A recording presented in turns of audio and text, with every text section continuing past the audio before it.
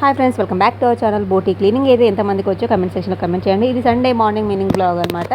ఇంకా సండే రోజు అయితే మా ఆయన అయితే బోటీ అండ్ కీమా అయితే తీసుకొచ్చారు. బోటీ క్లీనింగ్ అయితే మీకు ఈ వీడియోలో అయితే చూపిస్తూ ఉంటానన్నమాట. నాకైతే ఈ బోటీ క్లీనింగ్ అయితే అస్సలు రాదు. ఈ కటింగ్ ప్రాసెస్ మొత్తం కూడా మా ఆయనే చేసిస్తారు. ఆ తర్వాత నేనైతే వంట చేసిస్తాను. బట్ ఇవాళ అయితే cleaning process and cooking process మొత్తం మా ఆయనే చేస్తా అని చెప్పేసి అయితే అన్నారు. ఈ వీడియోలో అయితే బోటీ క్లీనింగ్ ప్రాసెస్ అయితే చూపిస్తాను. ఇంకా ఫస్ట్ అయితే తెచ్చుకున్న బోటీ అంతా ఫస్ట్ ఒక 15 మినిట్స్ పాటు వాటర్లో అయితే వేసి ఉడకబెట్టుకోవాలి. అది బాగా మెత్తగా ఉడికిపోయిన తర్వాత ఇది దొబ్బ అంటారనమాట.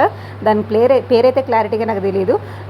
అది బాగా ఉడికిన తర్వాత ఒక స్పూన్ సాయంతో అయితే దానిపైన ఉన్న పొట్టంతా గీకేసుకోవాలన్నమాట. మా ఆయన అయితే చాలా బాగా చేస్తూ ఉంటారు. ఆ వాటర్ మాత్రం మళ్ళీ సింక్లో మాత్రం పోయకండి. ఇంకా ఆయన అయితే అక్కడే పోస్తారు, బయట పారబోయమని చెప్పిన అక్కడే. ఇంకా అది బాగా క్లీన్ చేసేసుకున్న తర్వాత, ఆ పొట్టంతా క్లీన్ చేసేసుకున్న తర్వాత స్పూన్తో రబ్ చేసేసుకొని ఇంకా చిన్న చిన్న ముక్కలుగా అయితే కట్ చేసేసుకోవాలి. ఈ పేగులో కూడా వాళ్ళే క్లీన్ చేసి ఇచ్చారు కాబట్టి అది ఉడకబెట్టుకున్న తర్వాత చిన్న చిన్న ముక్కలుగా అయితే కట్ చేసుకోవాలి. నేనైతే దీన్ని పైప్స్ అని చెప్పేసి అయితే అంటుంటాను. చిన్నప్పటి నుంచి నాకైతే ఇది అస్సలు అలవాట్లేదు. మా పెద్దనాన్న కూతురు అయితే ఒక ఫంక్షన్లో అయితే తినిపించింది.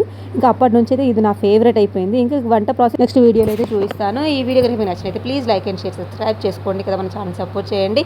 ఎంతమందికి బోటీ క్లీనింగ్ తెలుసో కమెంట్ సెక్షన్లో కమెంట్ చేయడం అయితే మర్చిపోకండి.